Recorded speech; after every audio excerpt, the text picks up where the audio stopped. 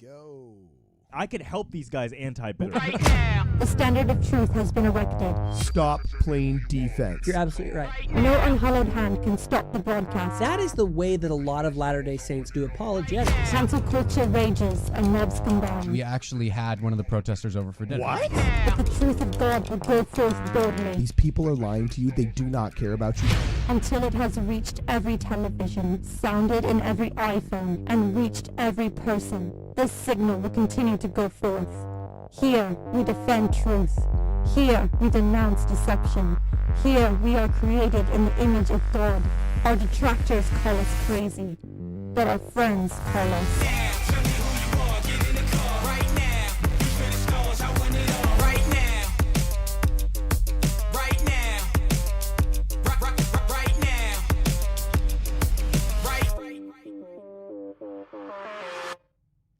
All right, welcome, ladies and gentlemen, to the Ward Radio live stream. I'm your host, Cardin Ellis.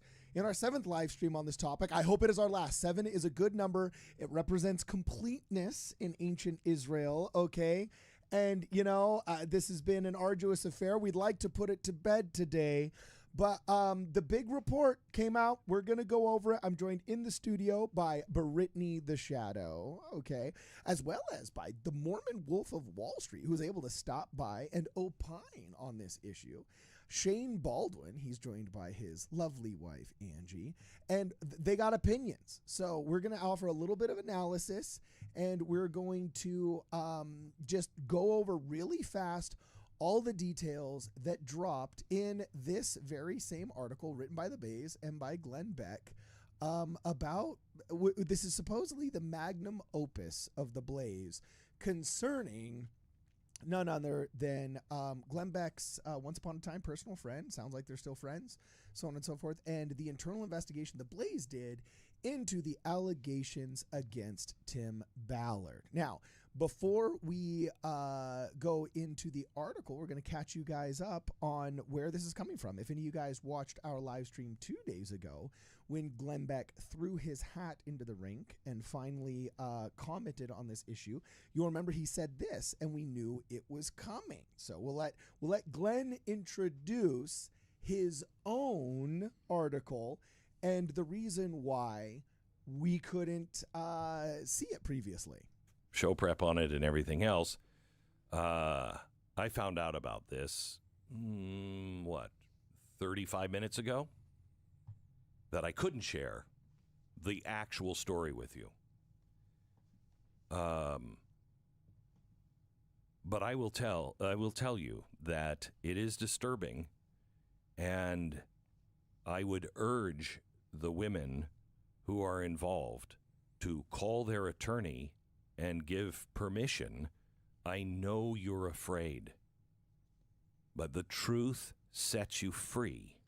Okay, so without boring the audience with what we already rehashed yesterday, it suffices to say that the representation, okay, a lawyer by the last name of Rasmussen, had declared her representation of multiple alleged victims of Tim Ballard who wanted to share their stories with the world and expose the badness that was their experience with Tim Ballard. And basically they said, we validate everything that Vice News has said about the guy, and we're going to come forth on our own time when we're ready and tell you all the nitty-gritty details. Well, simultaneously, it looks like the Blaze was conducting their own very supposedly rigorous investigation. Glenn Beck himself spoke on the rigors of that investigation and his ethical approach to investigating someone with whom he had been intimately involved, both as a friend and as, I wouldn't say a business partner, but a philanthropic partner, okay? And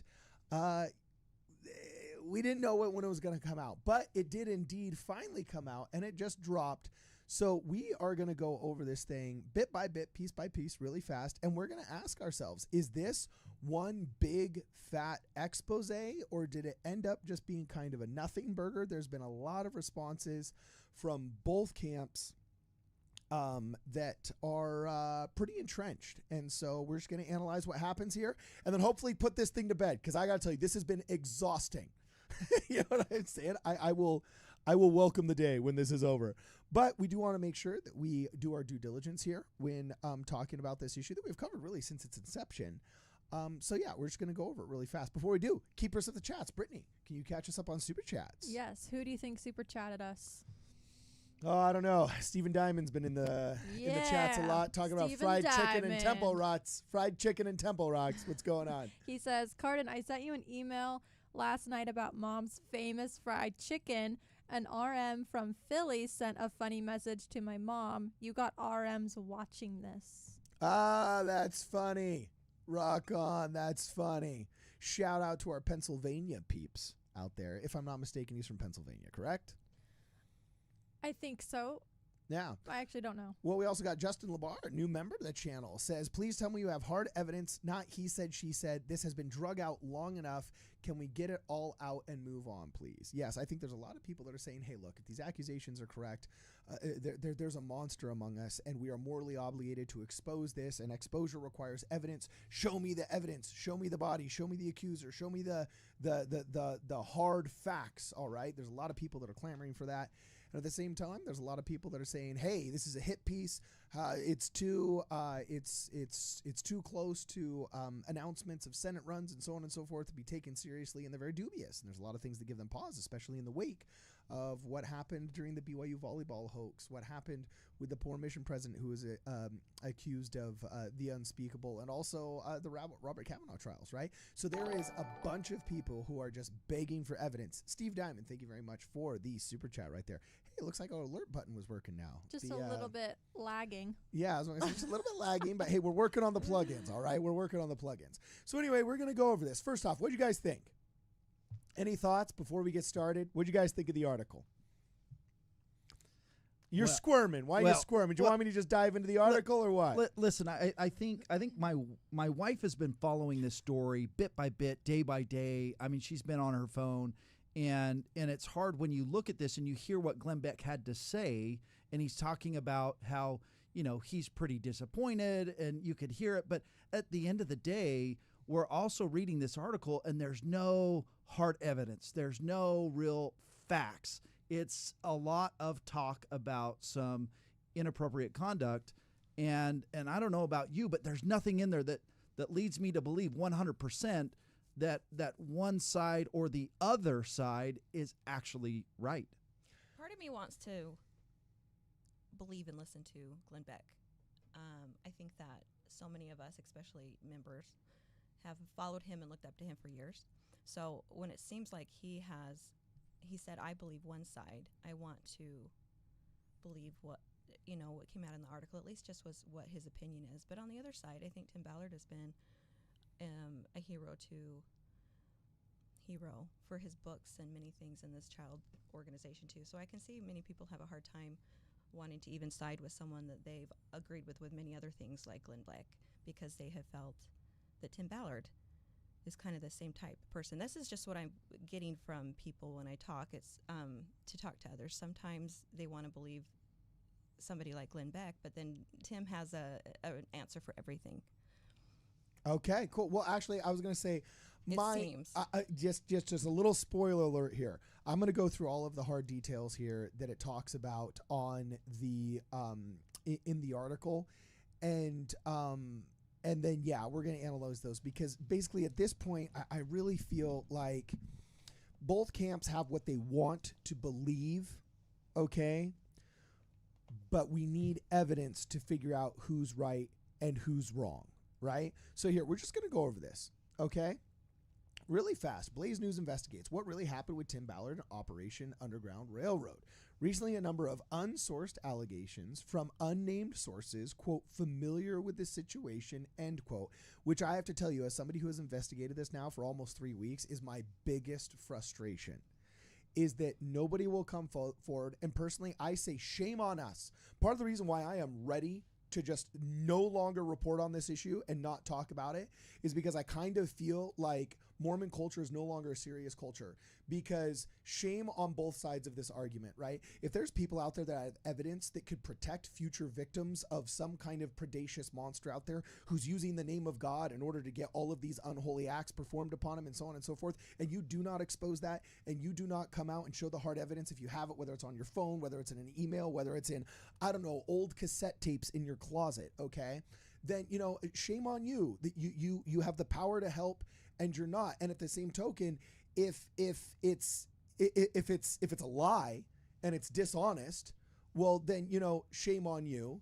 And then also to everybody involved questioning whether or not the ethics of a de facto excommunication via tabloid were correct. Shame on any of us for having believed or paid attention to the tabloid. Like, I just feel like this is why we can't have nice things anymore, because of just what is happening in this case. If we can't handle this right as a people, as an official institution, as media organizations, as celebrities, as all involved, if we can't handle this right now, how on earth are we going to handle the second coming?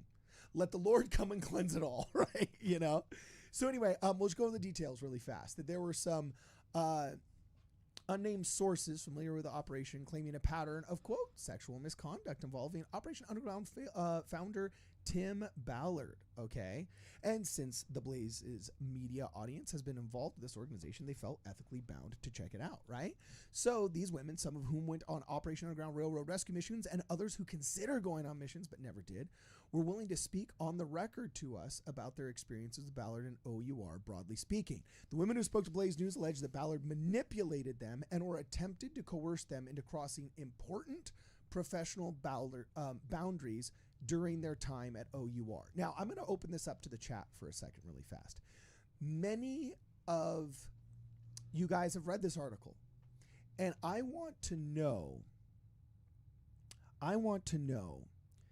do you guys feel there was hard evidence presented in this article? I'm no longer just going to yell at you guys and say what you should believe, not believe, so on and so forth. I want to know, was there any smoking guns in this article that you guys were not already aware of from previous coverage we had done, or that other reputable folks had done? And I don't know, was there anything new in this article you guys came across? Brittany, what'd you think? Angie, what'd you think? Somebody in the chat did point something out, that Glenn Beck said that he was duped. So with somebody like Glenn Beck that I've looked up to for many years, and I'm on the same subject with him on many different areas, when he does say that he sees a report that Blaze Radio did and he feels duped, then that does give some credence to me to want to believe him. Well, and I think one of the challenges that we have is a house divided against itself shall not stand. One of the challenges that Tim Ballard has is when he goes on these missions, he's living a certain type of life that isn't his normal life when he's back in Utah. And so the challenge becomes, you start thinking to yourself, and I know in my own personal life, you start blurring lines. You start saying to yourself, hey, the ends justifies the means. And so you start doing things thinking that you're doing it righteously. And even in the article, it talks about, hey, you know, there was Nephi and he found Laban and he had to kill Laban, but it was a righteous thing for him to do that murder, right? And so it's this balance where you're so divided against yourself. And we have to recognize that Tim Ballard, I don't know him, but his job, his career is to actually dupe people. That's what he's supposed to do. He goes on these missions. He puts himself out there as a certain kind of person, and he convinces them that he is this very nefarious type of individual. And so I look at both sides, and I'm looking at like what he's saying, and I'm saying he's a professional at duping people. And I'm not saying that he did any of it, but we have to take that into consideration. Well, this when really we're looking does. at it. This really does get at the heart of Mormon culture, and can we handle the concept of undercover and the couples ruse and people doing bad things for good reasons? And it's forced us to ask a lot of questions, not just about Tim Ballard. He's actually tangential to some of these deeper questions. But for example, I had a bishop at my stake who was a dude that worked for the Fed. and he chased down drug dealers. And sometimes he would have to pull out semi-automatic or automatic weapons that the rest of us cannot use and use them on bad people that probably also had those same weapons. And I saw him come back to church multiple weeks. I'm pretty sure the people he was pointed at didn't come back multiple weeks. And you have to ask yourself the question, okay, what are the ethics, the ultimate ethics? Now, that's an extreme scenario. You know what I'm saying? But what are the ethics of undercover work? Is this like Tiancum's stratagem? What can you do as an undercover agent that you can't do as a normal layman? And also, just because you're undercover for your government doesn't mean that what you're doing is moral, because what if your government is bad? What if the organization is corrupt? What if this? There's all of these questions that people started being faced with, okay, that were uncomfortable. And sometimes I think people were making knee-jerk reactions because they weren't quite sure how they felt about the uncomfortable nature of maybe having to do something that you would previously consider immoral. If the outcome were good, do we believe now that the ends justify the means? I mean, we all lambasted Richard Nixon for saying that. Okay, but do we really believe it? If we're saving children, if we're stopping drug traffickers, if we're, heroically engaged in a good cause, so on and so forth. So what I'm going to do is I'm actually just going to go over every bit of kind of additional detail. Sorry, I just had a thought too. Not even as extreme as being undercover, but like how many actors do we know living here in Los Angeles where they have to smoke, they have to be with a bunch of women being like at a party, they have to drink beer. Even something as, I'm going to say simple as that, people will lose their minds over when it's like he's providing for his family, he's acting a part. That's not what he's doing, he's acting a part. Yes. So I think, I don't know, I see your point. I really do. And that's where lines get blurred. Now, the challenge that you have in the article is they say, hey, these were the protocols at OUR. We don't kiss, we don't do this, and they have a list of things that they say that they don't do. But then we're hearing that, well, in certain instances, we might have to do that. So truthfully, what they should have done is said, our policy is we do whatever it takes to get the children. Not we don't do this and this and this and this and this, and then we end up having to do this and this and this. And that's where the lines get blurred, because the girls feel like they signed up for one thing and maybe something else happened. And maybe that something else had to happen in that moment. Otherwise, it would have blown the cover. And now we've got this situation where they feel like they were mistreated. And Tim Ballard feels like, hey, it's part of what you signed up for. Now, my biggest question is, why are you grabbing, Utah Mormon stay-at-home moms to go on these missions when you should be grabbing the prostitute down the street saying, hey, I need you to come and play the part that you play every night anyways, and I'm going to pay you a lot more money than you're going to make overnight. That could be a huge liability. That's because they say that they have these women trained for the...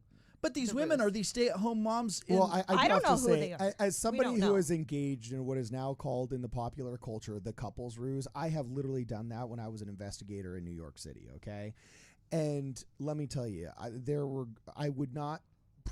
never chose a girl that I sat next to in the pews, because a nice girl that just got picked out of Arizona to be a model or a Broadway star or something like that, I don't know if she's going to all of a sudden be thrown into the mix of a hardcore party with a bunch of ex-cops, in what's going to be an NYP internal affairs audit. All right, so we can all say this now. That's also best case scenario. Best case scenario is if there was some kind of misconception, but worst case scenario is this guy did something horrible and the information is not coming out. So we all look to evidence. And this has been my frustration. I'm just going to burn through this article really fast. Do you want to go through super chats before we get to the article? Yes, let's go to the super chats because they actually are relevant and germane to what I'm about to do. So yes, hit the super chats. Chief of the Danites says, the church has not corrected their position. Why doubt the church? The time will come when failure to follow the church will cause people to fall away. The Lord is testing you. By the way, Israel is at war. Okay, that's a good question. Now, why doubt the church? Well, I'll tell you why. Because in their first initial statement, there was just some factual inaccuracies. Well, and also inaccuracies that were so glaring that a lot of us question whether it was a real press report. I think you can doubt the church communications department. That Yes. leaves a lot to be desired. That's what I was going to say. Yeah. It came in a very strange way to a tabloid, and I know that even Governor Cox went and asked the church to see if it was legit, and they said that it was, but it was very strange how it came out. I think that threw a lot of people off in the first. And in our fourth podcast, or our fourth live stream about this, we played audio of people that had called the church office building asking to verify if indeed what they'd heard was true. And they were told, we don't make news reports outside of the church newsroom. Go check out the church newsroom. And so, like, literally internally, there was at best chaos. So in answer to the super chat, okay, the reason why a lot of people doubted was because it didn't come out of the church newsroom, and there was also just some factual inaccuracies saying that the church has never supported any of Tim Ballard's activities. When I've gone to official firesides at our stake building that he gave a decade ago, when there's books that they mutually published on the shelves at Deseret Book, and there's myriad articles on the church's official webpage that are either highlighting or tangentially mentioning him in a positive light. It's not true. And so that's why a lot of us thought, well, did somebody commit an error here? Is this some woke activist? Is this a prank? There's actually been pranks where people have made fake news press releases from the church. Okay, specifically there was a one about 6 or 7 years ago in which somebody made a fake apology for the priesthood ban of 1978 that was like at church.news.room instead of like church newsroom, you know, and that threw people into a frenzy for 24 hours. Okay. So a lot of people, I think, legitimately were given pause at the beginning by why this happened and how this happened. But I want to go through every bit of evidence here because it's germane to the super chats. Catch us up on the super chats that ask about the evidence, babe. Okay. Day Sten says, we the people vid exposed the monster yesterday. Okay, yeah, there's been multiple, there's people within the Church of Jesus Christ of Latter-day Saints and some actually very hardcore conservative people that really think Tim Ballard is a bad dude. I have spoken with these guys. They think that he is guilty. A lot of these people have a chance to speak with the victims themselves, and they say he is a bad guy. When this stuff finally comes out, and they think it will come out, then he's going down. Now, they've been saying that for weeks now and nothing's come out. So I can see why a lot of people might say like, we doubt it's ever going to come out, which would lend credence to the idea that it was just a hit job in the first place. At the same time, you would have to respect somebody who doesn't want to make a public figure out of themselves if they don't think that they can hit a home run on the accusations, right? So again, we're just landed without evidence in this big fat gray area, right? So I read the We the People articles because there's actually been multiples, okay? And there's some very hard right conservatives that have been dubious of Tim Ballard for a long time, which is kind of funny because people that want to couch this as a political argument of left versus right don't realize how many people on the right are actually extremely dubious of him as well. I got just as many people that are hardcore Republican calling me saying, no, Tim Ballard's a bad dude, as I do one saying that, no, he's perfectly innocent. So with so many different storms of thought, all being 100% sure that they know what they're talking about, raging, I hopefully defer to the evidence. So we're going to go over the evidence as soon as we're done with the super chats and all the details that are presented inside of this article so that the audience, you can decide what you think in an informed way. Brittany, go. Okay, Jonah Barnes says, no one else is covering this. Everyone is biased. Leave it to this podcast to see through the fog. God bless Ward Radio. Oh, thanks, Jonah. Well, Amen. Thank you, Jonah. I want to say something about a comment that we already touched on a little bit. Okay. So I do believe that the gospel of Jesus Christ is true through this church. But that doesn't mean I just believe everything that the church tells me to. So that's why I gain a testimony, is because I've read so much different things or whatever, anti-Mormon stuff or whatever it is. So when I get a comment that says, the church did this, so why don't you just believe it? And that's not the way you operate and that type of thing. No, I feel like it's the other way. Okay. I would listen to the gospel in the church, and then I feel and make my judgment. And where Brittany said it was a weird communication thing type of thing. I'm not just going to jump on, something like that. Okay, and then also, in order to answer your question about like, oh, well, they were exposed yesterday in the We the People article, right? Okay, well, there's a Twitter account called Tim Ballard Exposed, right? And there's been lots of photos that they've come up with of like Tim Ballard with these strange tattoos that he doesn't have in other photos. And why does he have those, so on and so forth? Well, Tim Ballard came up with an answer for that. excuse me, and the answer for that he had was expressed on the Adam Carolla show right next to his wife that, hey, we have to look like bad guys. Now, unfortunately, I can't put it up on the YouTube algorithm here. Those for too tattoos long. were horrible, by the way. Yeah. Whose idea were any of those? I think they were meant to look horrible, like kind of douchebaggy, because after all, it's not the well-groomed. It's not the. But they were over the top bad. Some The heart on the leg. Are you kidding And a me? barbed wire. With the Nobody barbed does wire. that. It's we all have friends. We all have friends With where you janky look at those tattoos. tats and they're kind of janky. Maybe it was another Utah So- mom doing the tattoos. Yeah, we don't know. We don't know. But okay, at the end of the day, what's kind of been my frustration for this is I'm frustrated at both sides. Okay, it's been difficult. There's been 2 or 3 times where I was going to have the opportunity to talk with Tim Ballard and get him on the record on a couple of things, and that has all fallen through. Glenn Beck has expressed a frustration about not being able to get him on the record, right? But we're also not really able to get any of these alleged victims on the record either. We're able to say that, people familiar with the case that want to speak under the conditions of anonymity have showed us things that we can give details about that confirm. But in all of that protective nomenclature, the hard-hitting nature of whether it is fact or fiction is just lost. And people have become so desensitized, numbed, and dubious of those kind of shrouded claims that I don't think they're just as efficacious as they used to be previously in other cases. So I, with all of the chaos going on, am choosing to just analyze facts. And unfortunately, we get a couple of extra details in this article, but honestly, I don't feel like we get enough for anybody to make a smart decision on this, or a decision that they feel 100% comfortable about. Even Glenn Beck yesterday says, I urge Tim Ballard to come out, go on the record, and if he needs to repent, God is real, repentance is real, so on and so forth. But I could be wrong. And even he couches it as I could be wrong. And Cardin, as we discuss all of this, I want everybody to understand the Savior himself said, let he who is without sin cast the first stone. Yes, we want to know what happened here. Yes, we are all curious, but we are all sinners. And so it's not our job to judge Tim Ballard or these women for that matter. Let him who is without sin cast the first stone.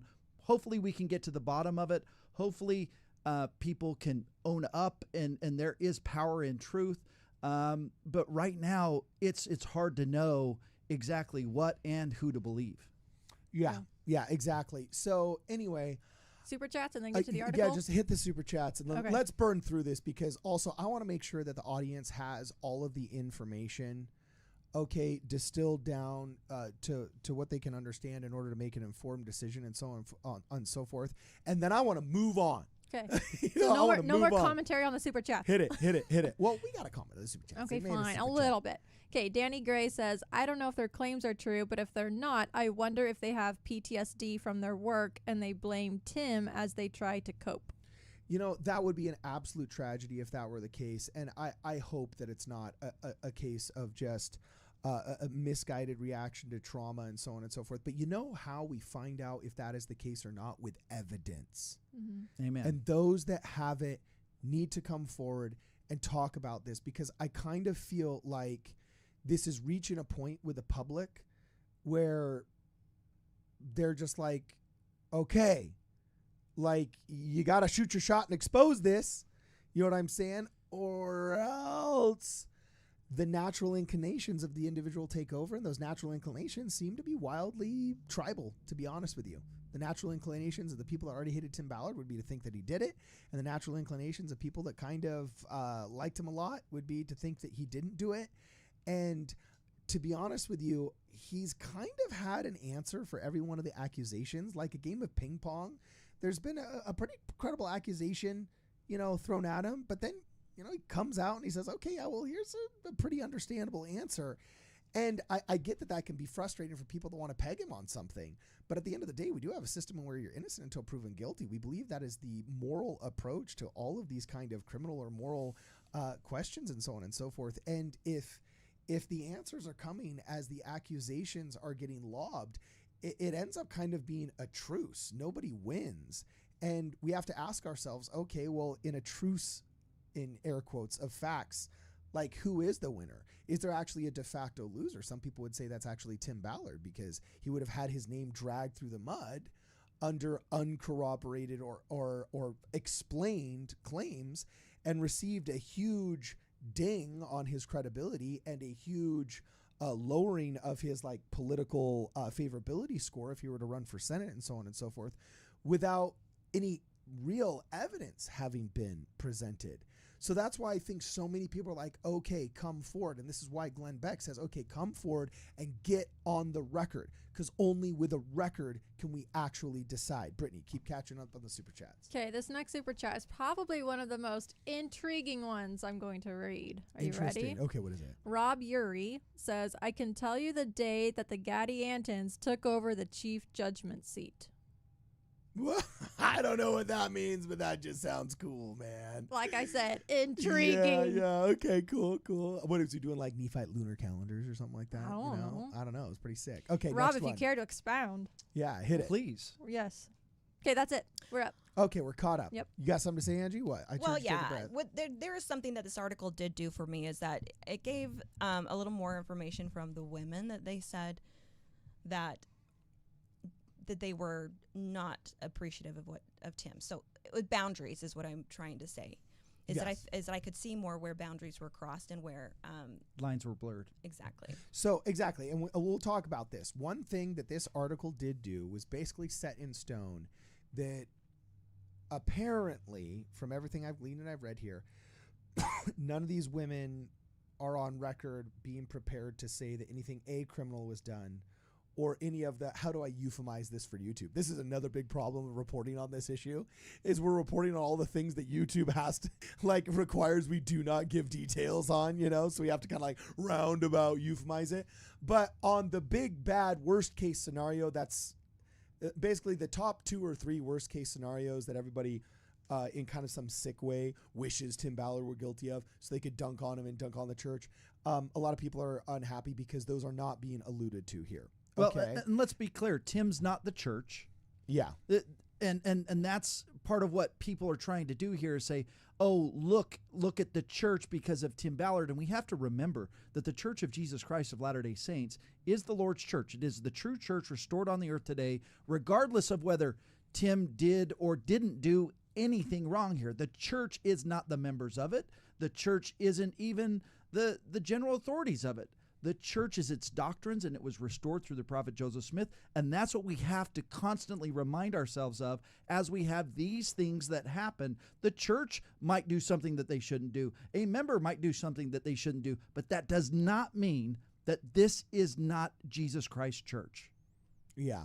So I agree with you. There is a difference between the priesthood and the man. There's a difference between the church with a big C and a little c. And sometimes even on this show, I am fast and loose with not determining whether or not I'm talking about the church with a big C or a little c, and I need to do a better job of that. So anyway, I'm going to burn through really fast all of the information and the details really fast. Thank you, Kathy Harbinger, who says, I tell you who is winning here, Satan is.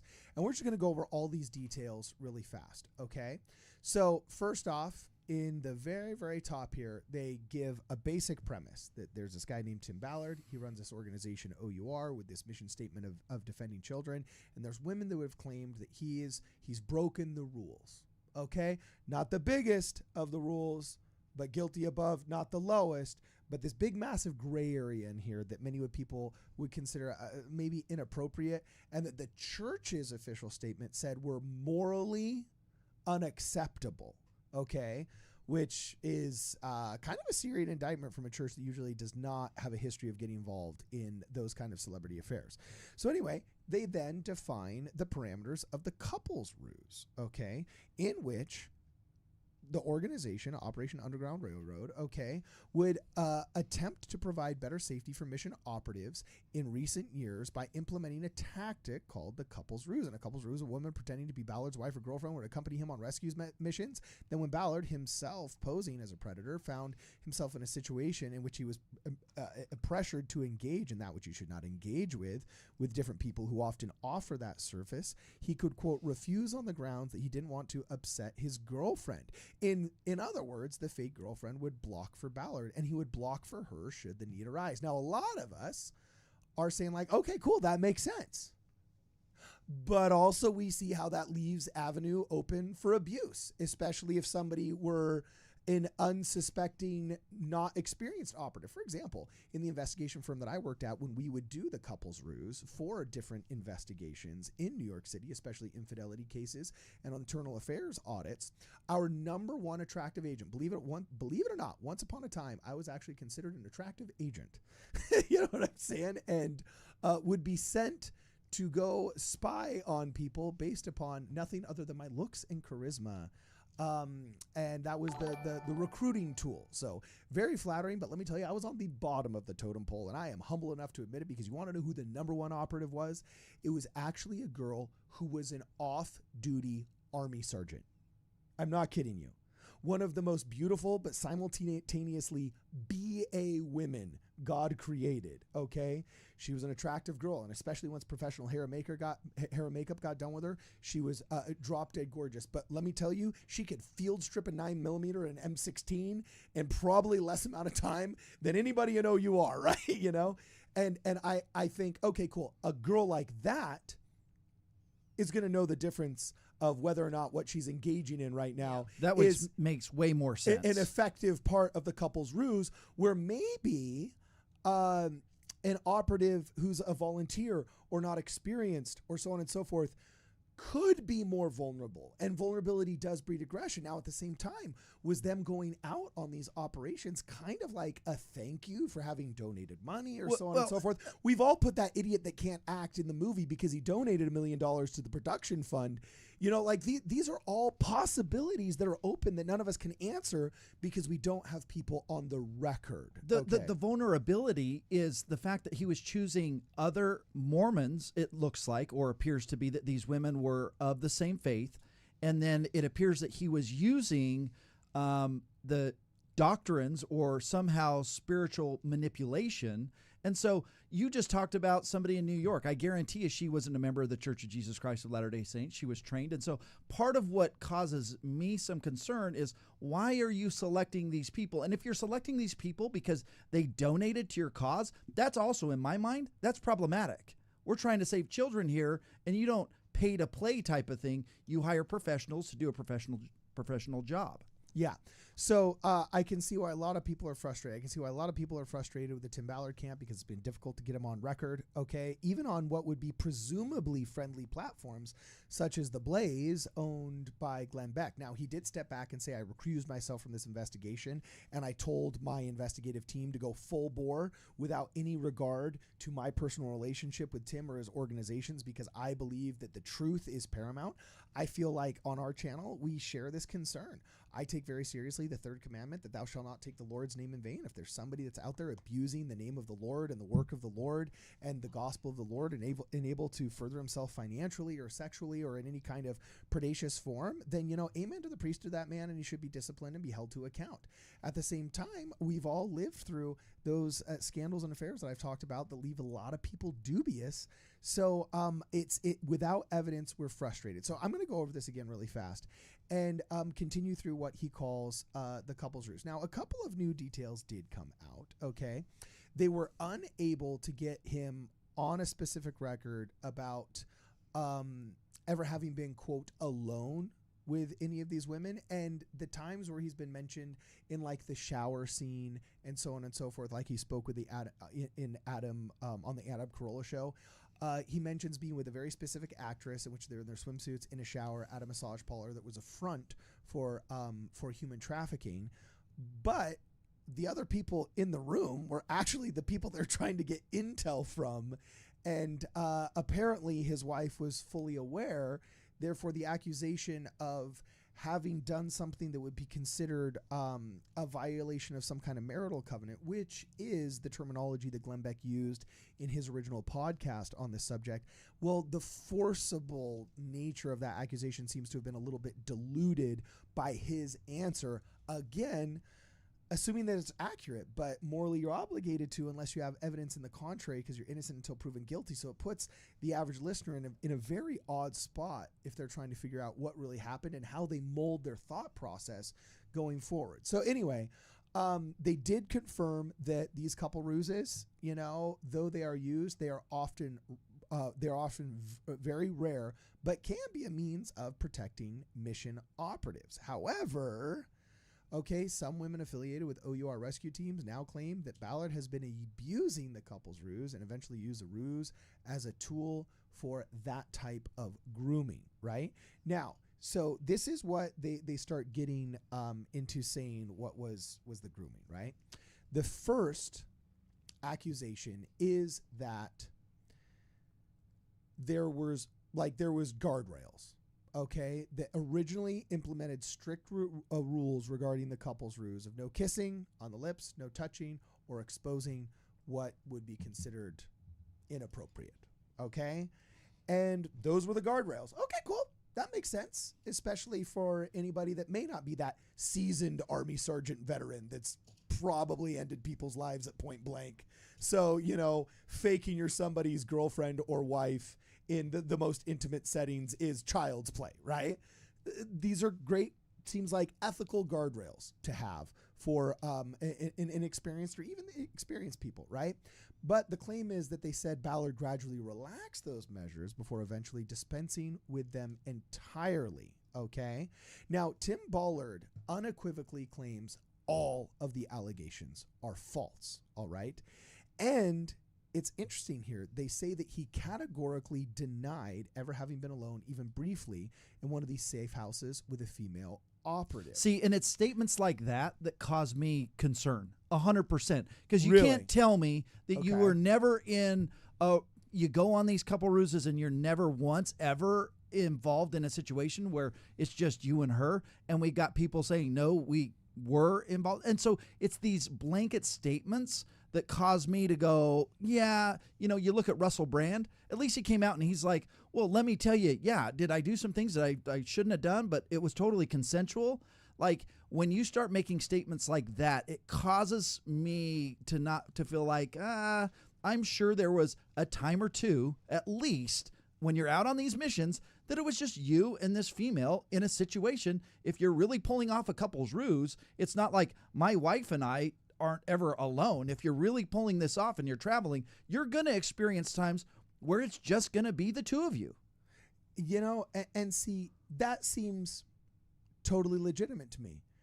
And at the same time, I think, man, when I was in high school in show choir, and I've been on a million sets as a producer in Hollywood, and anytime you're doing especially like live theater and Broadway, social norms and propriety, especially about how you see anybody you're intimately involved with on the production, just go out the door entirely, And if I got a costume change within 30 seconds from this outfit to that outfit, well, you better get out of my way, dude. That's, doing the curtains, and all you craft service people, you might see me in my skivvies here. All right. You know what I'm saying? And it's as somebody who's an actor, I've seen so many Mormon families have big issues with family members of theirs that have become legitimate actors. That like I was friends with Kirby Hayborn, for example, right? And people would come up to him, especially after his Budweiser ad, and just lambast him for having done that. The stories I've heard of people that have been having lunch with him, and people coming up and saying, why, when so many young men in the church look up to you, would you choose to smoke a cigarette in Saints and Soldiers? And that just their brains cannot fathom that when Kirby Hayborn, the actor, is playing the role in Saints and Soldiers, a World War II film that is venerating the valiant effort of good soldiers in World War II behind enemy lines, that when he plays the role of a crashed English fighter pilot who smokes, when he's smoking on camera, that's not real, that it doesn't count against him. It's not a word of wisdom violation if it's something that was really necessary for his role in a film, if we respect film as the ultimate art piece and a cultural touchstone, especially one that might have a didactic purpose. So you really have to ask yourself, okay, is there hypersensitivity involved of people that just can't fathom the idea of a couple's ruse, which is all really acting in a rom-com is? Is it just people not being able to really understand the moral nature of the ruse? Or is it a guy who really did take advantage of a situation? Because vulnerability does breed aggression. And again, I just defer to the evidence. I saw a comment saying like, talk about beating up someone up so you can gather a crowd and get attention. No evidence, yet you're keeping such a tender subject in light just for money. You know, that's savage and cynical. But I think that's a risk. The only reason why I read that is because I think that's a risk. And it's part of the reason why I've said, like, I'm done podcasting on this. Because I feel like all of the serious organizations that can be tasked with morally of gaining evidence so we can make a truly informed decision have seemingly come to a standstill in what information they can provide, either due to their ethics in journalism or the willingness of both the accused and the accusers. And so there's this strange gridlock of evidence and a standstill that has been created, so much so that I literally want to do this podcast kind of for the Karina Johnsons in this world that made that comment, you know, because I do wonder, there is an ethics in journalism called do minimal harm, where how do you report on something while do minimal harm to all the others involved? And the alleged victims, they have families and they're real people, they're children of God, that if this is true, you know what I'm saying, I would actually encourage them to get out to fight what would be the badnesses if it were true. But yeah, there are moral questions involved about just continually talking about something actually do more harm than good. You had something to say, Angie. Well, going through as you're going to continue to read the article, there are many things that I think that the women said that, as I go back to boundaries, if I received from someone like Tim Ballard, even though we were going to have a couple's ruse, I wouldn't, if I really did receive this picture, I would have not. That would have been inappropriate if he wanted to practice before in some way that was, they mentioned that. They mentioned a wax. They mentioned some things that were. Yes, so we're just going to burn through these really fast. Yeah. So the first evidence of inappropriate behavior that was suggested as evidence comes from the Twitter account Tim Ballard Exposed, where there is the infamous tattoo picture which says Tim Ballard has a habit of sending semi-nude images to women. He has groomed for yada, this and that. And the truth will come out and so on and so forth. Yeah, but then Tim Ballard with his wife next to him on the Anna Carolla show says, hey, look, if you'll notice, my eyes are closed and I'm sleeping in this picture. It obviously wasn't taken by me. I could not have taken it. And it was taken by the tattoo artist in order to maintain continuity of my tattoos as I engaged in the same locations seeking intelligence on these trafficked minors, right? But what it doesn't say is she could have sent the picture to him, and then he could have taken that picture and sent it to anybody. Exactly. Without the screenshots, without the evidence, we don't know, is this literally just a benign photo that's being manipulated by somebody that hates Tim Ballard on Twitter enough to have created a thread called Tim Ballard Exposed, and he's manipulating the imagery in order to grind his axe and cast his aspersions on Tim Ballard? Or, as you say, legitimately, was this one that ended up getting circulated in an unfair and unethical way that could be considered predacious? Okay, and it's like, I'm open to both possibly being true, but before I accuse somebody of either being hypersensitive on one side or predacious on another, I want evidence. What might be useful is like a screenshot. What was the conversation in the context of this? Because if it's in a professional context of like, hey, put this in the file. Here's the date. Remember these tattoos. Oh, by the way, you woman that I'm doing couples ruse with, if you could make fun of me for this tattoo, or if you could, make casual reference to this barbed wire heart that I got or whatever, like that'd be useful. Let's practice this on Wednesday. If those text messages are on a slurry of screenshots, then we think like, okay, it's contextualized in a professional manner. But if it's like, oh, hey, how do you like that one in my upper thigh, babe? To somebody who's not his wife, well, then, okay, that's that completely sheds a different light on this interaction and gives credence to some of these more anonymous claims. So there's the tattoo picture. Then when we go down, there's a couple of supposed quotes. They're alleged quotes, right? Because none of these people were willing to give their name. They were able to go on the record as anonymous sources, but I think there's a lot of people who contextualize anonymous sources with a lot more distance from fact than they used to because of the many scandals that we have gone through as a people in the past decade. So apparently he's on the record of having saying traffickers can smell the pheromones establishing chemistry for the couple's ruse. According to the women who spoke with Blake's News, before they ever went undercover together, Ballard first wanted to ensure that he and his female counterparts in the couple's ruse had physical, quote, chemistry that would be obvious to those who would meet during an operation. And apparently they felt that this phraseology was common enough amongst the alleged accusers to be able to be put onto the record of this article that, quote, traffickers can smell the pheromones. He would allegedly say, impressing upon the women that their couple's ruse had to be believable or otherwise the mission of their very lives might be at risk. To be honest with you, that sounds like the director of The Notebook.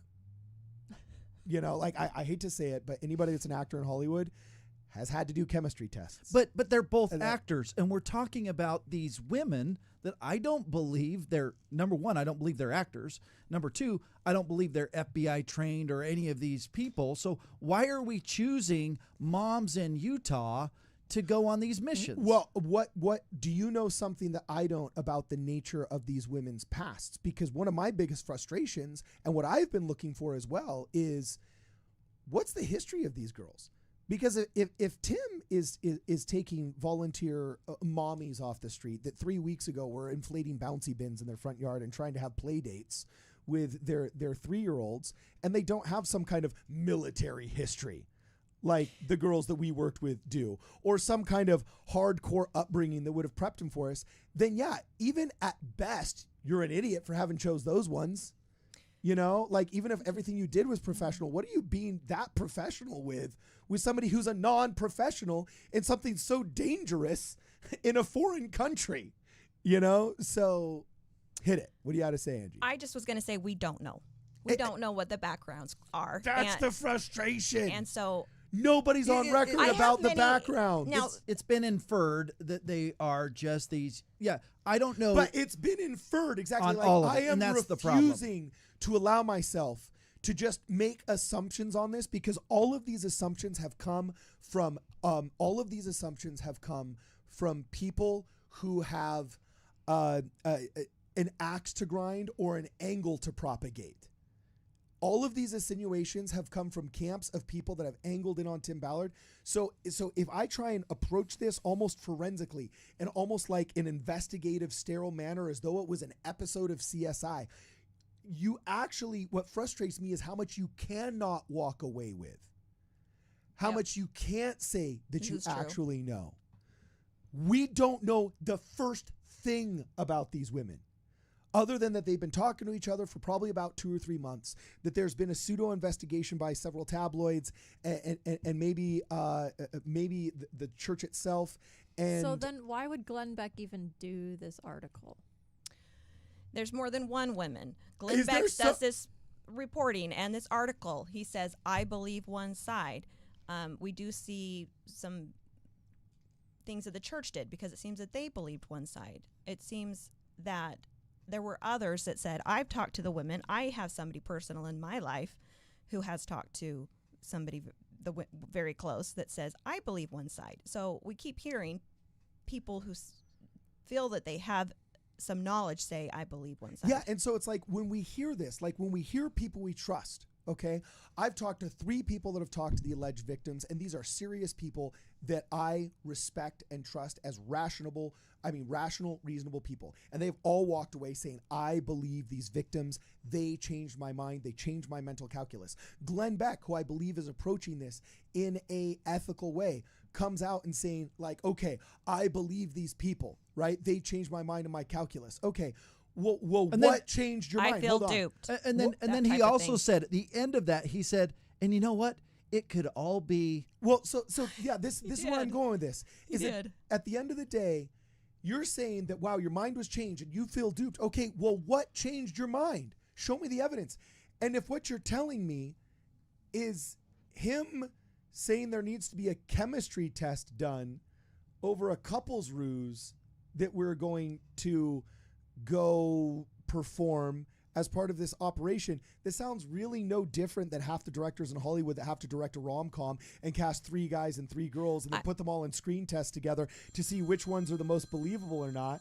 You know, like if it's no different. Now, totally agree with that. What about the women that said that they were asked to get a wax procedure done? Okay, yeah. So, well, that's the next thing. Okay, so anyway, apparently he says there's a screenshot of a text message that one of them was privy to, okay, that they saw that they felt was inappropriate from one of his burner phones. Okay, but then again, the keyword is burner phone. And Tim Ballard alluded in the Adam Carolla podcast that, yeah, we load up burner phones with tons of inappropriate stuff in order to play the role. Okay, cool.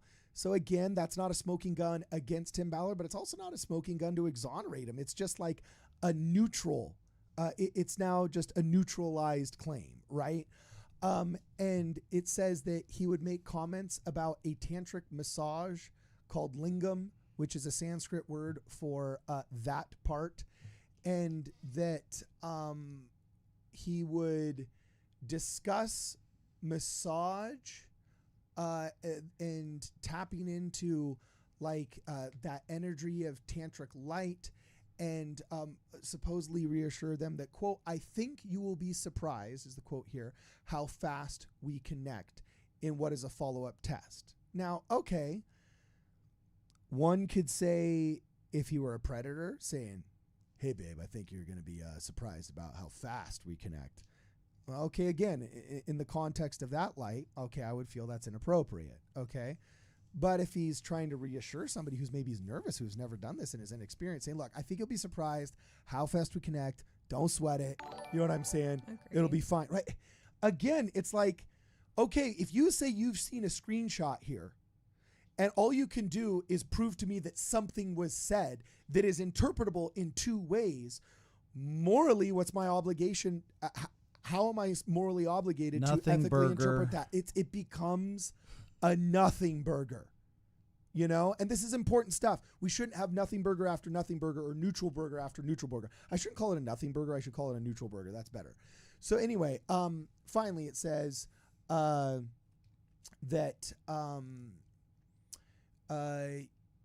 they would practice the couple's ruse.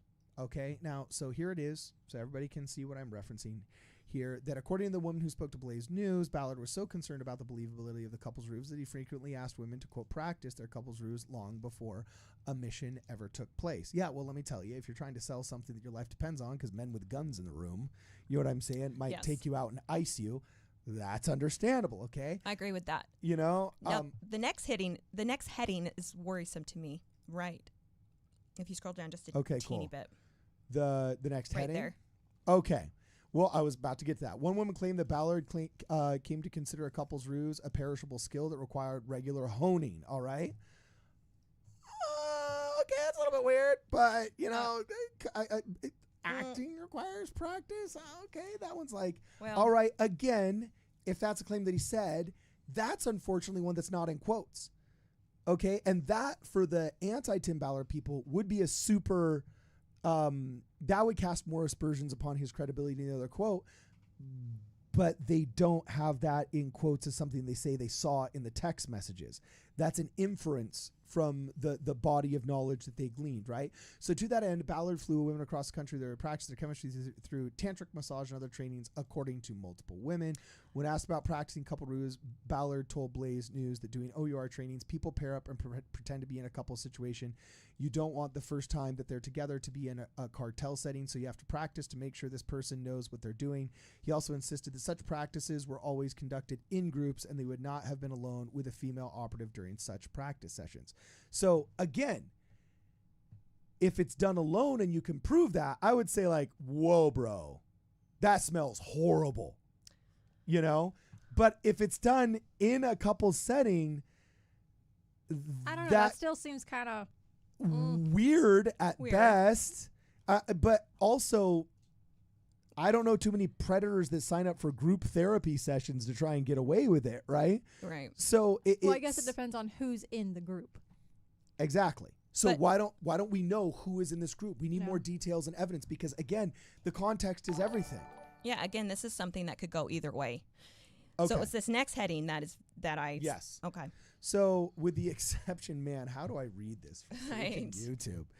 With the exception of actual penetración, as we say in Spanish, allegedly engaging in intimate activities to help victims of the worst type of trafficking.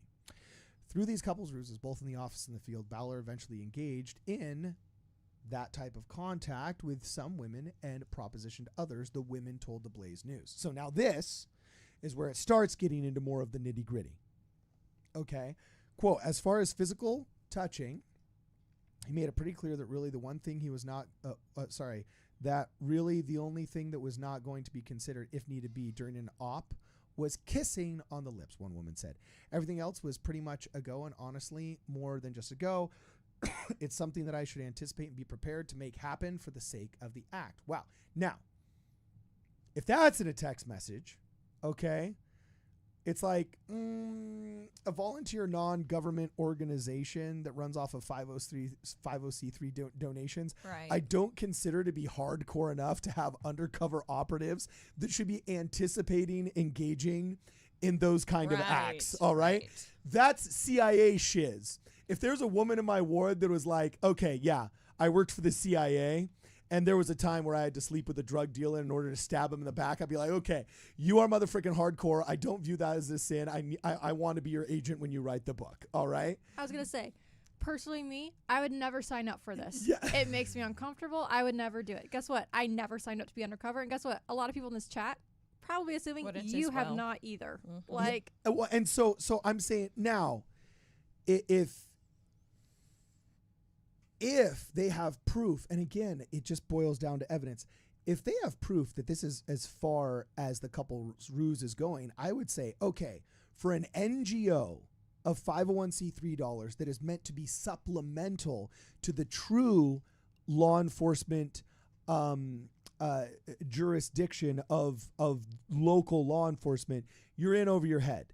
That's stuff that the agents of the CIA should be doing. That's stuff that the agents of the cops should be doing. Why? Because I've been in firesides where women, she will remain nameless, but in my stake, one of my youth leaders' wives was an attractive agent that sacked huge drug dealers, closed massive cases on behalf of LAPD, and she worked vice and undercover prostitution, which meant sometimes down in San Fernando, she'd be wearing a flannel and jeans and be a fake prostitute on a street corner. Other times they would put her in $3,000 beautiful sequin designer gowns because the most high-end of high-end bad mafiosos were coming up from South America and from Eastern Europe and so on and so forth, and they had the intel of where they were going to be, and she would have to literally lure them into areas where it was just them, and then boom, use her training and some firearms that would be effectively stuffed in dresses too tight to believe that there was anything on them. You know what I'm saying? Put them on the ground and call in the cavalry with jewelry that had been rigged with, like help me switches, So it's like, if you're going to tell me people that like, oh, well, we're just doing a couples ruse and anything's on the table when okay, well stop. Unless you've got like a CIA pin on, I'm thinking you're in over your head, and that increases the believability of what this women say, right? And I think that's part of the challenge is they were probably in over their head, And now that they look back on it, they're like, oh my gosh, what did I do? What did I sign up for? Which calls into question, like, I love what OUR is doing, but how they're doing it is, to me, if you're just pulling up people off the street or donors that just donate money and they get to go and participate in this stuff, I don't know that that's appropriate at all. Yeah, and then now one of these women, and this is the important one to get to, because I think this is what triggered probably the believability of everybody that walks away saying they believe the women.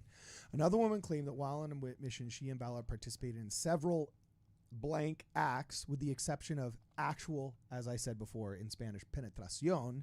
She also stated that their intimate contact ended at the end of the mission. Other women mentioned engaging in acts and being in various states of undress with Ballard while on mission, sometimes even while at their private accommodations when no one else was around. According to the women, Ballard would argue that they had to maintain the appearance of a romantic relationship at all times during the mission because suspicious traffickers might be surveilling them at any moment. Ballard denied that he engaged in any physical contact beyond, quote, hand-holding, arms around shoulders, stuff like that. He also alleged that some female operatives wanted to kiss him during a mission to put on a more convincing performance, but he always refused. There's no reason to do it. It's not appropriate. He claimed he would tell them. A source familiar with OUR operations denied that OUR would ever have approved any of that type of contact between couples, ruse partners. Now, my problem with this is something's not adding up.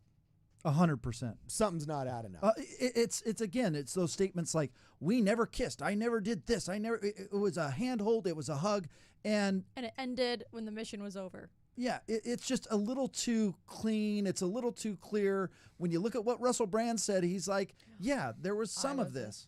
Yes, he said I was an addict, a sex addict, but everything was, all of the girls, were wanting to do this, that type of thing. So and also, I've prided myself on approaching this in a very sterile, fact-based approach because I want to be ethical about it. At the same time, as human beings that live in a world where we have to make thousands of micro judgments over 1,000 things every single day, we've all gotten kind of used to the fact that, okay, it's true that sometimes where there's smoke, there's not fire. But generally where there's smoke, there's fire. You know what I'm saying? And so when you have two wildly disparate claims, one that everything was above book, never even alone with his people, didn't touch him, across the street from, everything was on the table, everything was done. You just think, what? Like, I literally cannot process this because one of you is right. Like, one of you is right. There's almost no middle ground. There's one truth. There's one truth. What is it? There's only one truth, and what is it? And I got to tell you, when you show up en force, en masse, with your wife and multiple other operatives and multiple other leaders of all of these organizations that you've worked with people that have been intimately involved with you, let me tell you, predators slip up. Bad people are known pretty quickly, and it's hard to keep even the biggest, darkest, dirtiest secret for a long time. Anybody that's done investigation knows this. There's the bloodhounds find the blood, all right? So there's part of you that wants to think like, okay, cool, like, you're going to get caught if you're a bad person. And I said this in a previous podcast. I said, man, if this really is a conspiracy in which a bunch of people had to be in on it with Tim Ballard, man, that is one dang big conspiracy. Because he's having people going to bat for him, all right, in a big, bad way that are very close to him and are really on paper just as knowledgeable insiders as the people making the accusations are. So there is only one truth, which is it. We'll never know unless we have evidence, and we can't get it. So do you want to get caught up on Super Chats? Yes, let's catch up on Super Chats. And I'd like to see the comments. Can we fix this for me right here? Yeah, make it bigger. It just needs to scroll down is all. Oh, I'd love to see what people are picky wanting to know. Picky. But anyway, don't pay attention to them unless Super chats. Let's go. Unless they super chat. Rex Good says, I totally fall for it with Cardin, but even more so with Jonah Barnes. Best goatee ever. Oh, this actually isn't goatee, baby. This is 5 o'clock shadow, bro. Ooh. It's I think actually he's like saying 25 Jonah o'clock has shadow. the best goatee. Oh, dang it, man. Yeah. I thought he was complimenting me. It's okay. Rex. No, I'm just kidding. Jonah Barnes says, chat people, the couple's ruse is not new. Using psychics is not new. Tattoos, not new. Nothing specific has been alleged. That's unprecedented. Also, I've seen Cardin in swimsuit. Great day. They do use sidekicks in the FBI. That is known. Wait, who saw me in a swimsuit? Jonah Barnes. Oh, yeah, he did. It was salacious. We were couples rusing on Lake. No, I'm just- Okay. we went wakeboarding. It was funny. But keep going. Next one. Chief of the Danites says, I think the church knows a lot, and the day will come when we get all the info that we will see the church's statement was actually kind and that they actually held back. Okay, now so. this is actually something I want to talk about because at the end of the day, a lot of these Tim Ballard details, they really are just the smoke. To me, the base of the fire that needs to be investigated here is, do we believe in de facto public excommunication via tabloid? Because excommunicating a celebrity, which it was a de facto excommunication, okay, do we believe in, I shouldn't say excommunication, but renunciation by tabloid? If that is a thing now that's going to be part of the economy of Mormon culture, our church responding to tabloids negatively about members, whether they are guilty or not, if that is in the economy right now, and that is unprecedented, I think the public's requirements of those statements could also be unprecedented. Usually there's massive privacy surrounding excommunications. But if you do it de facto publicly, are you allowed to say, oh, well, my reasons for doing this big public denunciation, well, those are private? I think not only that, it's from Vice. Well, no, but the church's statement of morally unacceptable came from the church. So does the church have to give if they're going to, I kind of almost think that if you're going to do a de facto public excommunication of somebody, you should state why. I agree. I actually do with that. You know, like if we're going to break, it's just like when you're playing hearts. If hearts are going to be broken and now we're adding something new to the economy, okay, cool. The church has in its arsenal the chance to distance itself from somebody if it finds on a big bag scale in a way that's going to be a big bad public thing that, okay, cool. Well, you know what? De facto excommunication or renunciation of members via tabloid is part of the economy of how we operate with the U.S. media now. Okay, that's fine. Then the old rules of privacy don't apply, and you better go public with those. Well, and what's interesting is Glenn Beck comes out and he kind of comes at the church pretty hard on this denunciation, and then he retracts. And so, and we know what does he know, and why is he privy to it? Why is he privy and we aren't? Yes, and we know Glenn is tight with the brethren. And so he probably got some information, I would assume. Well, we've got pictures with him and Tim Ballard and Elder Ballard and Glenn Beck. Like, so we know that he's in with them. I mean, he's getting information from them. And so I'm hopeful that we can get that information as to why they would make this denunciation. But I do think it's a very, very slippery slope that the church is crossing right now when you put that out there. And I do feel like we would want some answers. Like, why would you do this? And then not tell us why you're doing this, or just don't do it at all. All right, so we only got 15 minutes left here. We're going to have to wrap it up pretty soon. We got to catch up on Super Chats, and I'm going to go through the rest of the evidence that is on this article. Hit it, Brittany. Okay, Justin Labar says, it's very possible we never have more than a he said, she said. If so, the only truth we'll have is that anti-Mormons come out happy. True. Okay. There's I see some what truth they're to saying that. there. My friend Cody oftentimes references War Games, that movie War Games with Matthew Broderick, where he says sometimes the only winning move is never to play. You know, and I think there's some truth in that. Brittany, keep going. Okay, Porch Time says, who are the bigger dupes? The supposed women who think, I don't know, can I say this on there? Think what that does it say? intimate relationships is condoned in these scenarios, or the traffickers who don't see all these OUR agents and volunteers glow brighter than the noonday sun. I guess he's assuming that like they weren't good at pulling off their job as an undercover person. I don't know. I'll have to go back and reanalyze that super chat because I didn't quite get it. Go on to the next one. It's funny. Okay. Daysten says, according to We the People, a man by the name Gordon Bowen had something to do with the article from the church to Vice. I don't know about that. I don't know. There's been multiple articles coming out. I'm trying to operate off of the Blaze one right now because I would say it's probably the biggest. What's it called? It's the biggest it's one. Come out so far. It's from what would be reporting, like an organization that has held. Okay, it's the biggest from an organization that you would feel would be the most responsible. because it would be subject to libel and slander laws. Mm-hmm. Okay. You know, a lot of these other blogs that are like for example, Tim Ballard Exposed Twitter account is not going to be held liable Right. No. for any kind of libel or slander laws. Okay. The We the People, that's not CNN.com. Like the Blaze, I don't want to do some kind of stupid gatekeeping thing because I'm not a gatekeeper for the Blaze or anything like that. But the reason why I'm trying to operate just off of what I find on the Blaze article is because my hope would be that due to their exposure and their potential of being a target for libel and slander laws, they're behaving in a much more ethical way towards the facts, okay? Which therefore we can take what they say more seriously, if that makes sense, okay? So that's not to besmirch We the People. It's simply just to say We the People is not the Blaze. It's less subject to libel and slander laws. Therefore, we will add more weight to what the Blaze says when reporting on a sensitive issue. Does that make sense? Sure does. Okay, cool. So anyway. Last one is Rex Good. He says Cardin looks great too. Thank you, Rex. Thank you so much. Well, at least we have some truth. Yeah, exactly. Right? Exactly. So anyway, keeps going down. And this is one that troubled some people, or at least it caught them off guard. But again, he ping-ponged it back, so it's neutral, I guess. But he says, well, you never did a Brazilian before? Ballard allegedly makes an intimate request. Apparently to make a couple's ruse as convincing as possible, Ballard allegedly requested all women to first have a Brazilian wax, which would remove, obviously, what we all know a Brazilian does, okay?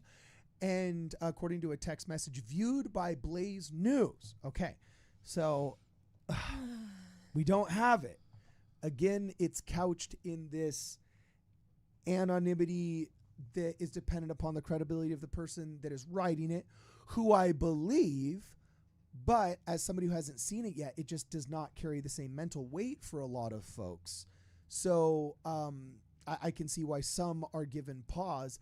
I think the person that's writing this article is probably trying to do it as wildly ethical as possible. So I'm trying to take this as seriously as I can, but I can see why others would be given pause. According to a text message viewed by the Blaze News that was sent by a phone allegedly operated by Ballard, Ballard explained that pretty much 100% of those kind of tourists, the bad people, have Brazilian waxes done. When the alleged victim told Ballard she'd never had that type of wax done, he expressed surprise. Wow, you never did a Brazilian before. He wrote, according to the screenshot by Blaze News, for the record, I didn't tell you to. He quickly added with a winking emoji. Okay. Again, We're both a little creeped out by that. again, depending on the context. If he's nudging, insinuating that it's going to be for some fun time later, the then, winky yeah. emoji is always creepy. Right. Winky emoji is always creepy. Well, But on- especially if it comes after talking about what they're speaking of. yes. But on top of that, you're saying that we're only going to hold hands and maybe hug, but I need you to have a Brazilian? Yeah, that's but weird. But again, this goes to the heart of the matter and why I say evidence is so important, because like all of us agree that like, okay, a winky emoji, okay, that's kind of creepy. But Vice News accusation wasn't that Tim Ballard is kind of creepy. No. He was accused of some heinous stuff, and It's a that's predator. That's a smoking gun of a poorly worded at best, kind of creepy text at worst. Yep. Text message, right? But it's not a smoking gun of morally unacceptable behavior worthy of a denunciation and half of the claims made in Vice. So again, I think like, okay, that doesn't look good for you, but at the end of the day is if we're grasping at emojis and text messages that we're not even allowed to see as evidence of some kind of train of predation that required waxing, these The are optics are bad, but optics are not a crime, and that's not evidence. So exactly. I see your point. I'm just saying, does not look good, but again, it's not evidence. Yes, exactly. If somebody was texting that to Brittany, I'd be like, bruh, what are you doing? You know what I'm saying? Like, are you kidding me? Now, I don't know if it would go past, bruh, what are you doing? Are you kidding me? This is why I keep my circle But- small. Yeah, This exactly. doesn't happen to me. Yeah, totally. So anyway, okay, so perhaps most disturbing about the alleged Brazilian request is that it seems entirely unnecessary for a mission to rescue trafficked children. The women who accompany Ballard were ostensibly brought along to play a part in a couple's ruse, nothing more. Since Ballard wanted a fake girlfriend to, quote, block unwanted advancements of those kind from others, and his own couple's ruse rules forbade exposing what would inherently be the part that was Brazilian.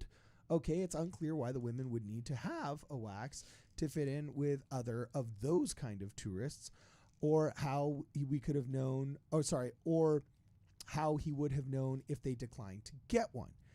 Ballard categorically denied the Blaze News that after he asked a female operative to get that type of wax, and a source familiar with OUR operations also told Blaze News that female operatives would never have been required to or recommended to get one as part of OUR protocol. Again, those two extremes. No, never, would never do that. And then the women saying, no, this is exactly, and here's the text message, but nothing in between. Well, and then also anybody that's gone to South America, I have tons of friends that got Brazilians before even just going on a vacation because they didn't want to feel awkward inside of a new swimsuit, you know? And so it's like, could this be something benign, totally taken out of a context and used to lambast him by somebody that really hates Tim Ballard? Yes. At the same token, could it have been a super creepy, right? You know, could have been a super like, what are you doing, dog? You know? Yes. So I would need to see the text messages to make an informed decision, and then just reporting and saying, oh, yes, this text exists without context. Again, it just neutralizes everything. So, and then Tim Ballard, if that did happen, all he has to say is, yeah, and this is why, and here's why we would do that. But again, it feels like a denial. No, never, nothing, you know, not even close. Yeah. So anyway, basically it continues to say that he had an extensive and very manipulative plan that, you know, here we get a couple more details about, honestly, accusations we'd heard before, supposedly referencing Elder Ballard, in such stories, perhaps apocryphal, the article says, seemingly motivating the women to prove their mettle and their devotion to the cause, trying to outdo their supposed predecessors on the couple's ruse. Okay, reference to the church, reference to, oh, how far would you go for children, so on and so forth. But apparently we finally get a quote here, okay? And it says, another woman claimed that Ballard repeatedly warned her that should she fail in her couple's ruse mission, she would have wasted the hard-earned money the honest donors had entrusted to OUR. She said that he also told her that a poor performance from a fake girlfriend had ruined a mission in the past. I was feeling like I have to prove to him that I won't misuse donors' dollars, she explained to Blaze News. Now, I like this because we're finally getting at least a quote out there. Yeah. Not just an inference from a conversation, but we're actually getting a quote. And we have something to work with. And if Tim Ballard is saying, like, hey, you need to do a good job of this couple's ruse, that's not a smoking gun that he did something unprofessional in the couple's ruse. But it is a red flag for me in the sense of, man. That's manipulation. Well, not necessarily that's I'm not even worried about whether it's manipulation or not yet over there. As somebody who's worked with donor dollars and been responsible for the performance of donor dollars, I would say, why on earth are you doing an operation that has enough donors' dollars hinging on it that it could be a bad career move that if it fails, that's dependent upon somebody who's not the BA chick who was an army girl. Why is the mission dependent on her? Yeah, and her why is... That will probably only be a very small part of the mission. Like there's no movie studio out there that says, oh, hey, student filmmaker from that community college over there that like made a YouTube video once. You know, we really need the next Marvel film to be a success. Here's $300 million because with your wide breadth of experience in this very important thing, we're going to invest the economy of a banana republic in you. No, the studio that did that would be absolutely mocked as the most irresponsible thing. They'd probably get sued and win in court for malfeasance. You know what I'm saying? But if OUR is, now see also again, that kind of makes me think like, I don't think Tim Ballard's dumb. You got some big organizations off the ground and you can't be dumb to get those off the ground. Could he have said something so dumb? Like that almost gives me pause to whether or not that's real or not. Because if it's real, it just seems so dumb. You know? So I don't know. He is a human. He is a man. Okay, so another common theme, and I appreciate this, that they reference this as a common theme, showing that they've spoken with multiple witnesses here.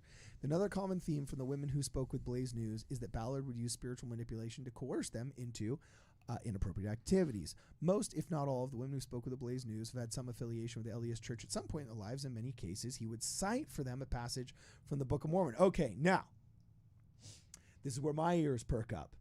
And I'm like, ooh, don't be messing with my Book of Mormon. Them's be the scriptures. If you're misquoting those, you're in hot water with me, right? In which a man kills another man at the promptings of the Holy Spirit. I assume he's referencing Nephi, who is acting as a proxy for the angel of death and the plagues against the Egyptians. That's a little bit different than an Operation Underground. So if this were true, I would feel that would be an abuse of scripture. But again, we don't have the context and we don't have the text messages, so we don't know if it's true or not. But apparently this is a common theme that these women have developed. However, I understand these women have also been talking to each other for 2 or 3 months. And so you kind of have the question about, how's this common theme developed out of the potentialities of groupthink? Or is it because there really was a predacious pattern? And I would like to think that with a predacious pattern, if that's what we were trying to prove, there would be enough evidence from multiple people and multiple sources that we could ultimately gather that independent evidence to actually establish a theme. And not having that evidence presented, I don't know what to think. Therefore, I default at least to, well, guys are innocent until proven guilty. Well, and this clearly outlines that these women had some affiliation, association, or membership in the Church of Jesus Christ of Latter-day Saints. And so it causes me to believe that you can't find these CIA agents that are all tied to the, I don't know anybody, you know one, I don't know anybody that is a member of the Church of Jesus Christ of Latter-day Saints that's a woman that's going undercover. So I don't believe all of these women were these trained operatives outside of the OUR training that they were getting, and operatives in that 50, what do you call it? The nonprofit, the 501c3. 501c3. Okay, catch us up on Super Chats, Brittany, and then we're going to go into the mutually assured destruction part. Okay. Looks like we just have one. Chief of the Danites says, this is so simple. Don't do morally questionable things and use the name of our apostles to do it. If you do, we will call you out and defend ourselves. Tim forced their hand. Okay, Ow. see. Well, I'm saying this is the disparate, like, there's people in that camp. Do you see what I'm saying? Like, there's people so motivated, they will super chat on this live stream, and they're like, there's hashtag the church did nothing wrong people out there. And I don't think they're irrational. I don't think they're crazy. There's hashtag Tim Ballard did nothing wrong people out there that I don't think are irrational and are crazy. There's hashtag Vice News did nothing wrong people out there. There's hashtag the church and Tim Ballard did everything wrong people out there. It becomes more of a Rorschach test of what their previous disposition towards the church was than a disposition to the truth is. Because the frustrating aspect of this whole entire scenario is that finding truth based upon evidence has been so difficult. I feel this is almost only a Rorschach test. And with that, I'm ready to just stop even talking about it, because it seems like we've reached an impasse because nobody is willing to come forward with anything tangible other than weird claims that seem to have their root in some kind of plausibly deniable response that doesn't reach above the threshold of beyond a reasonable doubt. So, okay, I don't want to spend any more emotional energy on this, you know? So anyway, Ballard told the Blaze that he had no recollection of citing anything like that in reference to LDS passages about having to do something unconventional that the Holy Spirit dictates, okay? And both stated that they regularly quote scripture. Sorry, he and his wife, Catherine, both stated that they regularly quote scripture. Okay, so now his wife is getting involved in going on record, which I appreciate. Now, I've often said that one of the biggest things going against Tim Ballard is the believability of everybody that speaks to the alleged victims. In the public, in the court of public opinion, believability is the main currency, all right? That's the biggest thing going against Tim Ballard. But the biggest thing going for him is everybody willing that I've talked to, at least so far in this, okay? I haven't been able to talk in the past 3 days with the head of the Spear Fund or with Tim Ballard's press guy and get on the record about any thing for the past 72 hours, okay? But previous to that, everybody I had talked to that was intimately involved and aware with him was willing to go to bat in a big bad way and go on the record for him, which is not happening in the anti-Tim Ballard camp, right? Now, neither one of those are smoking guns. Neither one of those are smoking guns, but they're evidence that people consider when they're making their judgments on this case that I do really believe expose and show why this has been such a difficult issue to put to rest, because people haven't been able to put to rest how they feel about it. So anyway, he and his wife Catherine both stated they regularly quote scripture, especially Jesus' dire warning in the Gospel of Matthew that, quote, if anyone causes one of these little ones to believe in me to sin, it would be better for him to have a huge millstone hung around his neck and be drowned in the depths of the sea to support their work of saving children. It's our testimony and why what we're doing, why we're doing what we do, Catherine Ballard told Blaze News. So you got Catherine Ballard coming out of the woodwork multiple times in multiple ways to defend her husband, which is compelling. The alleged victims are compelling. Catherine Ballard is compelling. There's a lot of compelling going on in this case. So anyway, mutually assured destruction and alleged demands for silence, despite the importance the obvious physical chemistry supposedly carried in a couple's ruse. Ballard, whom some described as a bully, would also insist that women stay silent about their alleged encounters with him. In addition to keeping the information from their husbands or boyfriends, Ballard reportedly instructed them to tell their direct supervisors or leaders at OUR, some of whom are Ballard's relatives. Nobody would ever understand why we did those things, he would allegedly say, one woman said. Okay, so again, nitty gritty, if we can prove it, what evidence we got?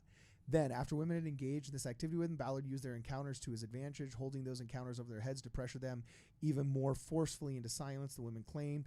We have so much blank on each other, we will be deterred into silence on all things forever. He allegedly wrote in a text, according to a screenshot seen by Blaze News, quote, mutually assured destruction. Now, is that mutually assured destruction because of the nature of the photos that you had on the phone being potentially considered illegal in the country that you're having them, or because that's smoking gun evidence of the predacious nature of the texts?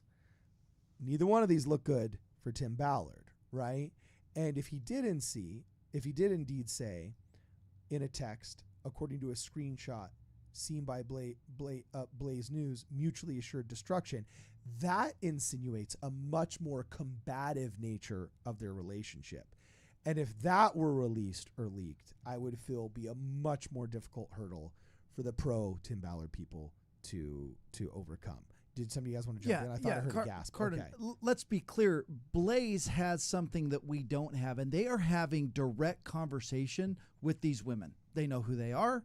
They're having conversations with them. They're able but they're pleading to come out and speak. It seems like something's either not adding up or else somebody's getting muzzled for a reason that I don't understand. Because if Tim Ballard were doing really all of this horrible stuff, I don't think there's a Mormon man out there that wouldn't say, dude, burn that cheese down. Get this out here. There's Mormon men that are news anchors that would love to take the story. There's Mormon men that are ghostwriters that would love to write the book. There's Mormon lawyers that would love to work pro bono against this cat. Like, if what he says is true, we only need evidence for like 2 of these things. And these women would have an army of members of our church defending them because they view this as sacrosanct. And maybe that's what's coming. And maybe they're waiting for their attorney to get some guidance on exactly how to move forward. But I do feel like for these women, they should come forth and they should share their story. And there's power in transparency. I mean, I often say transparency is a superpower.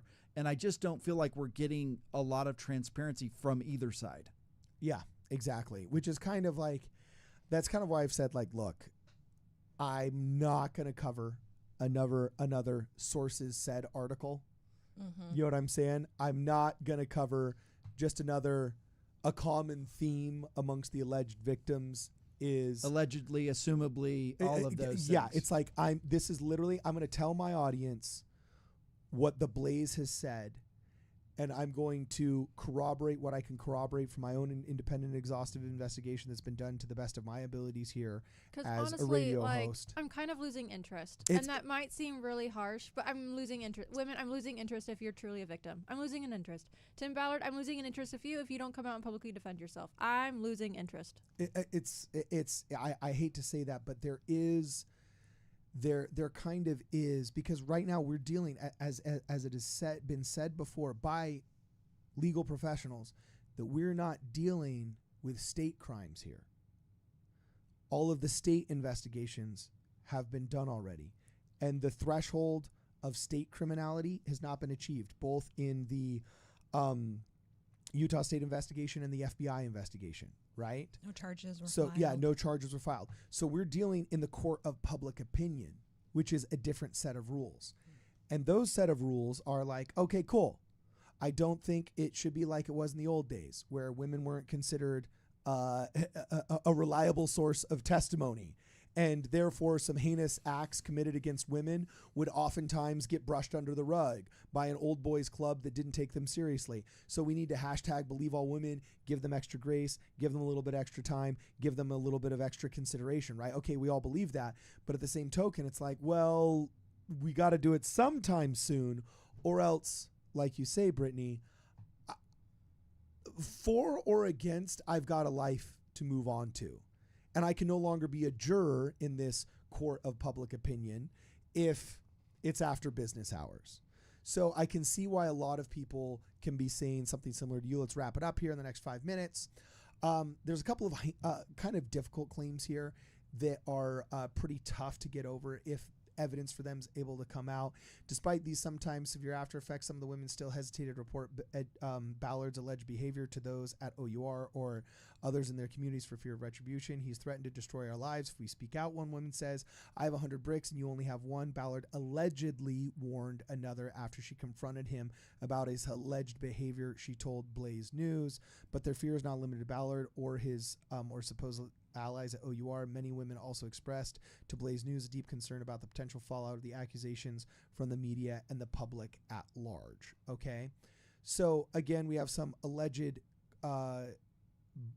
brutal but alleged comments here, and I think if they can show proof of that, that's really tough, but it doesn't seem insinuated inside of this article that there's any proof coming for that. But the paranoia that would happen, the backlash of all of this, I mean, it's enough to physically make me feel sick a lot of the time because I don't want all that.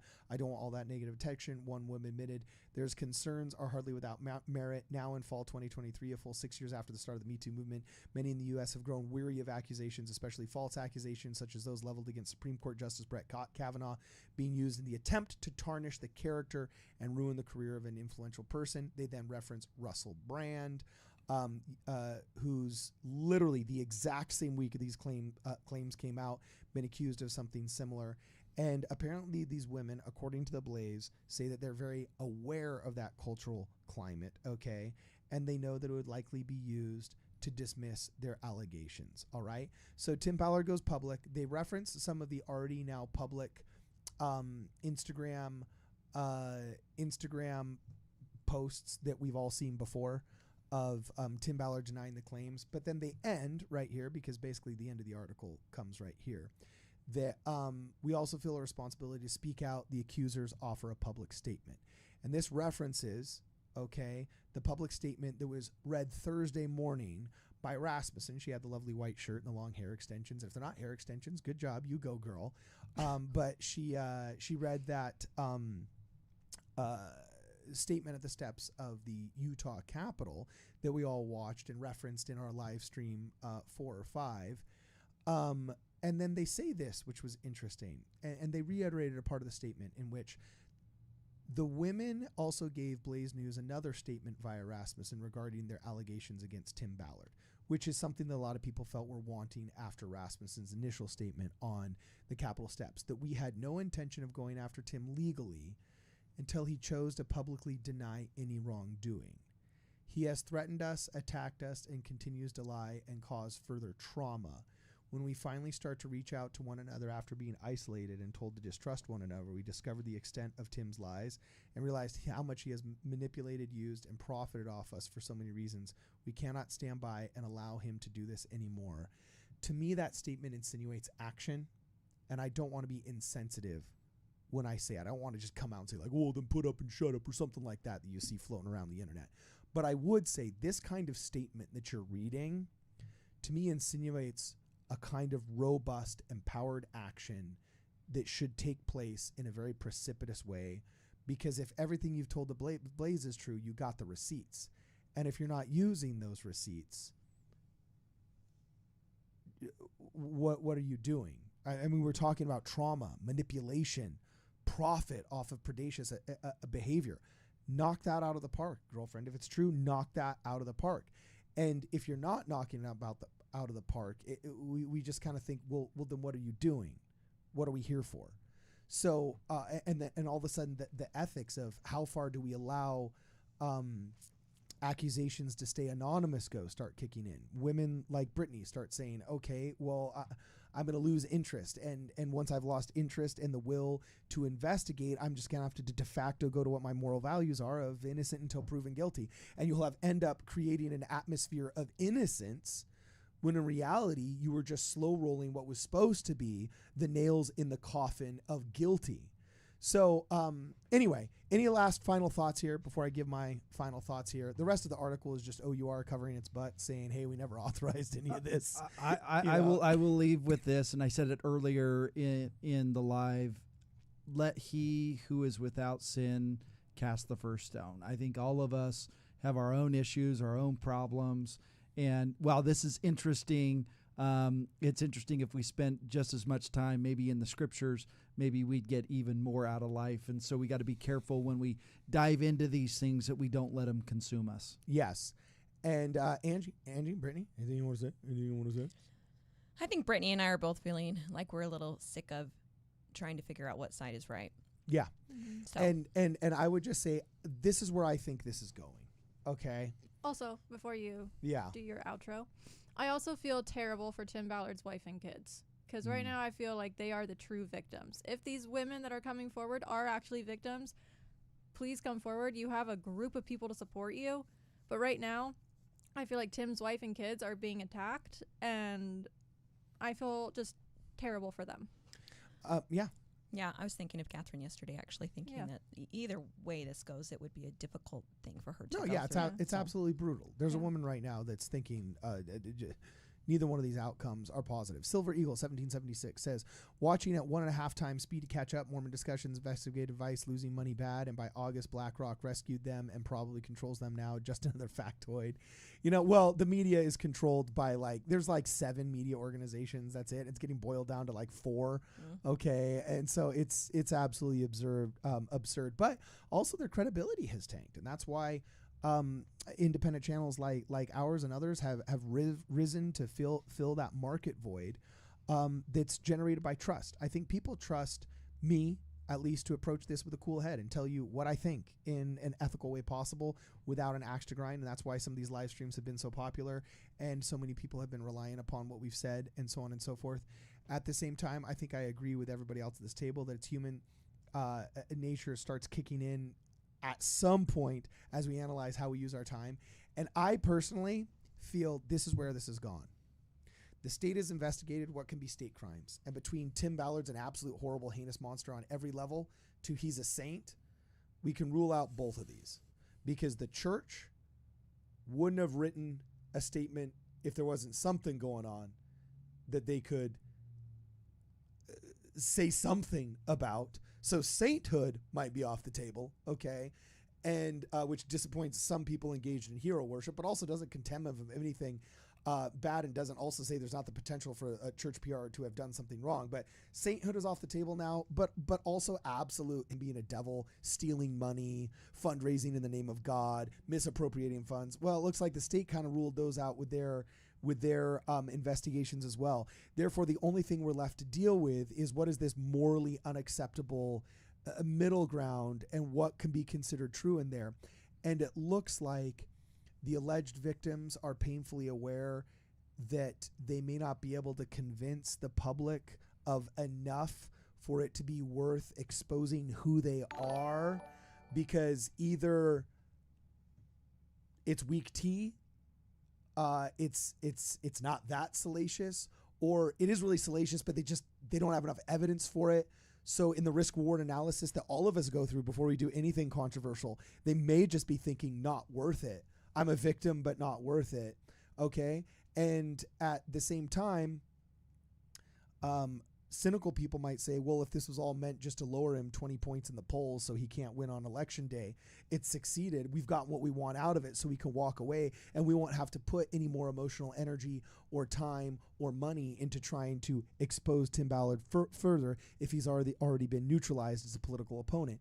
So in the absence of evidence, you can only make suppositions and can only surmise things like those two scenarios that I just mentioned right there. So I feel uncomfortable approaching the Tim Ballard situation pretty much anymore because I feel like we've been able to codify what the claims are and we've been able to responsibly say what the allegations are. But until more physical evidence is presented, the only thing we can really do is look to the Blaze article as kind of like the final paper on this.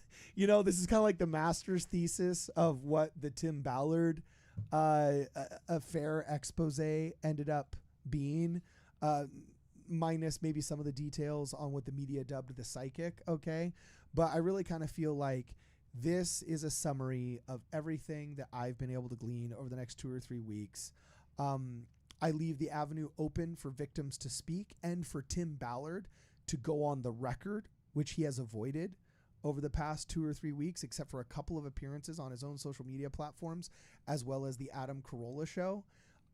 So I'm leaving that avenue open for any new information. But before I make another thumbnail for Tim Ballard Update Livestream 8, I'm going to want to see some physical evidence. Does that make sense? Are you guys with me on that one? I agree with that. Have I missed anything? Have I said something unethical? Have I been unkind? Have I been unconsiderate? No, I like how you say in your channel you do something with the truth. Can you say we here at We Ward delight Radio, in truth. We denounce deception. We have fun. subscribe to Ward Radio. Oh, yeah. You know, I forgot. Thank you very much. Ladies and gentlemen, please, if you haven't had a chance to like this stream yet, make sure that you like this stream. If you haven't a chance yet to subscribe yet, please let this be the day that we earn your subscription. Chief of the Danites says, bring on the second coming. Amen. Yeah, you go, brother. Bring on the second coming. Actually, I don't know if I'm ready for that. So, I am. You know, you are? You I are? am. Okay, Yeah. awesome. Hey, if your wife is, you're We good, are. dude. She'll Yeah. pull. These guys are gonna pull us along. Yeah, I so we're got good. this. She'll come. I got this. She'll go to bat for us. Awesome. Okay. Well, thanks for hanging out with us, guys. It's been real and it's been fun. It's been real fun as always. If you want to know more, please check us out. We're on all the socials at Ward Radio Show on Twitter, Ward Radio Worldwide, on Facebook, and on Instagram. And also, as always, if you want to know more, you